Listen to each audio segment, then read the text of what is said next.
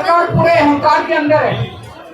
मैं सरकार को कहना चाहता हूँ, या तो युवाओं की आवाज सुन लो, या यही युवा आपको 2029 में उठा के फेंकेंगे।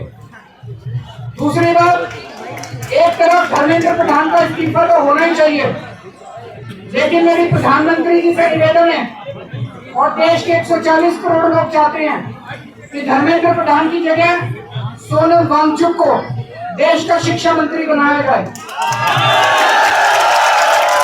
मैं जानता हूं कि प्रधानमंत्री जी ये नहीं करेंगे, उन्हें डर लगेगा कि सोनम वांगचुक कुछ क्रांतिकारी कदम न उठा लें, लेकिन इस वक्त शिक्षा व्यवस्था जितनी सड़ी गल रही है, हमें क्रांतिकारी कदम चाहिए, हमें क्रांतिकारी शिक्षा मंत्री चाहिए। बिना क्रांति के शिक्षा व्यवस्था ठीक नहीं होने वाली। और मैं फिर से उन्हें कहना चाहता हूँ, इतना अहंकार मत करो। आपसे पहले वाली सरकार ने भी बहुत अहंकार किया था।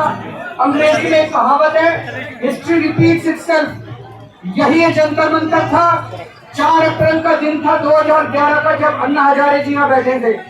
उसके 3 साल बाद उस वक्त की सरकार चली गई थी। आज से 3 साल बाद आपकी सरकार चली जाएगी, अगर आपने युवाओं की आवाज नहीं सुनी तो। Thank you so much. तो ऐसा लग रहा है कि सरकार पूरे अहंकार के अंदर है। मैं सरकार को कहना चाहता हूँ, या तो युवाओं की आवाज सुन लो, या यही युवा आपको 2029 में उठा के फेंकेंगे। दूसरी बात, एक तरफ धर्मेंद्र प्रधान का इस्तीफा तो होना ही चाहिए, लेकिन मेरी प्रधानमंत्री जी से निवेदन है और देश के 140 करोड़ लोग चाहते हैं कि धर्मेंद्र प्रधान की जगह सोनम वांगचुक को देश का शिक्षा मंत्री बनाया जाए।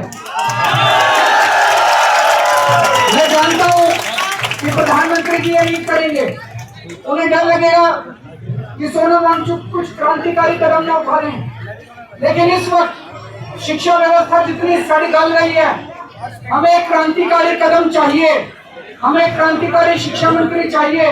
बिना क्रांति के शिक्षा व्यवस्था ठीक नहीं होने वाली। और मैं फिर से उन्हें कहना चाहता हूँ, इतना अहंकार मत करो। आपसे पहले वाली सरकार ने भी बहुत अहंकार किया था। अंग्रेजी में एक कहावत है, हिस्ट्री रिपीट्स इटसेल्फ। यही ये जंतर मंतर था। 4 अप्रैल का दिन था 2011 का, जब अन्ना हजारे जी यहाँ बैठे थे। उसके 3 साल बाद उस वक्त की सरकार चली गई थी। आज से 3 साल बाद आपकी सरकार चली जाएगी, अगर आपने युवाओं की आवाज नहीं सुनी तो। Thank you so much.